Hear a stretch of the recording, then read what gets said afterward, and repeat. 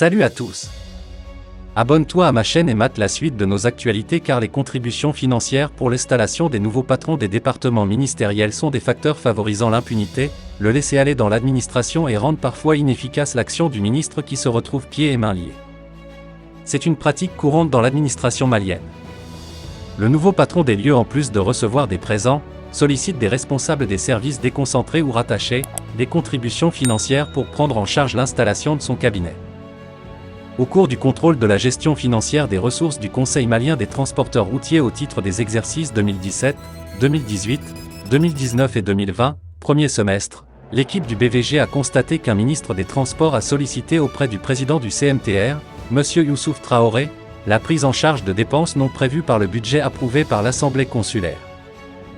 En effet, par courrier confidentiel numéro 013/MTSG du 18 mai 2017, le ministre a demandé au président Youssouf Traoré du CMTR une contribution financière pour les travaux d'aménagement des bureaux de son cabinet. Le devis estimatif rapporte le rapport s'élève à 134,39 millions de francs CFA. Le président du CMTR a, par mandat numéro 214 du 29 août 2017, autorisé le paiement de 35 millions de francs CFA au profit du directeur des finances et du matériel, DFM, du ministère des Transports comme contribution financière à la réalisation des dits travaux. Les vérificateurs précisent dans le rapport que ce montant prélevé sur le chapitre 620 « Dépenses en investissement » n'était ni inscrit au budget de l'exercice 2017 ni autorisé par l'Assemblée consulaire. Du côté du ministère des Transports, le DFM n'a pas pu fournir à la mission d'enquête les pièces justificatives des dépenses de 35 millions francs CFA mis à sa disposition. La longévité du chef de service et fonction de sa contribution ou de sa disposition a aidé financièrement le nouveau patron. Des cadres compétents, intègres et travailleurs y laissent leur peau s'ils n'accueillent pas le nouveau roi avec des liasses d'argent. C'est le cas de ce directeur d'un service rattaché au département des transports dont nous tairons le nom qui a fait les frais de cette mauvaise pratique à la limite assimilable au chantage quand il a refusé d'accéder à la sollicitation du nouveau ministre. Il y a là, manifestement une collusion d'intérêts entre le ministre qui veut se faire la poche dès son arrivée et les différents responsables des services rattachés à son département et qui peut mettre en mal l'exécution correcte des décisions. Comment un ministre mouillé peut-il donner une instruction ferme à un directeur général ou un directeur d'un service? Même en cas de faute grave ou de manquement à son devoir, le chef du département, au lieu de sévir, ne serait-il pas enclin à protéger son bienfaiteur? C'est de la corruption à com. Or le gouvernement malien a annoncé suspendre l'attribution de centaines de logements sociaux à Bamako, dont un certain nombre aurait profité à des personnes proches du pouvoir dominé par les militaires. La publication sur les réseaux sociaux d'une liste de plusieurs centaines de bénéficiaires de ces logements fait scandale au Mali depuis lundi. Sur cette liste figurent des personnes supposées proches des autorités qui ont proclamé la lutte contre la corruption comme un de leurs grands combats.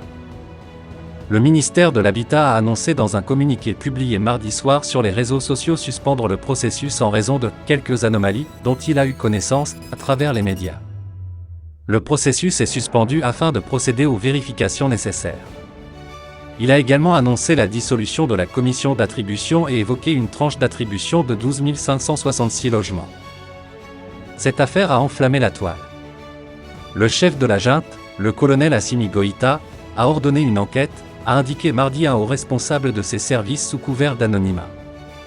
La corruption réputée endémique est un des facteurs de la mobilisation qui s'est conclue avec le putsch qui a renversé le président Ibrahim Boubacar Keïta en août 2020 et avec l'avènement des militaires. La charte de la transition, sorte d'acte fondamental de la période censée précéder un retour des civils à la tête du pays, énonce l'intégrité, la probité, le mérite ou encore la transparence, parmi ces grands principes. La lutte contre la corruption et l'impunité, ainsi que le retour d'un minimum de sécurité sont des nécessités vitales pour le Mali. Ces priorités sont au cœur de la vision de refondation de l'État et de l'amorce du Mali nouveau, déclarait le chef du gouvernement installé par les militaires, Choguel Kokala Maïga, le 7 février devant des diplomates étrangers. Dans le classement de Transparency International 2021, le Mali n'a pas fait de progrès. Notre pays stagne à la 129e place sur 180 au niveau mondial. Le Mali garde sa place de 129e mondial au classement de Transparency International sur l'indice de perception de la corruption. En 2020, le pays occupait le même rang et avait progressé d'une place de 130e à 129e. Sur le continent africain, notre place reste inchangée occupant la 29e place sur 54 États. Pourquoi ce score est attribué au Mali? Selon l'indice, le Mali est confronté à des crises politiques, institutionnelles et sécuritaires. 3 coups d'État militaires ont été commis au cours des 10 dernières années.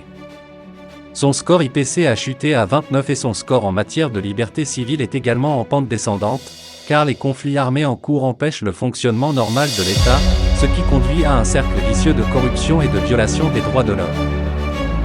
Il faut dire que ce rapport publié chaque année par Transparency International permet de cerner la situation de corruption à travers le monde dans le but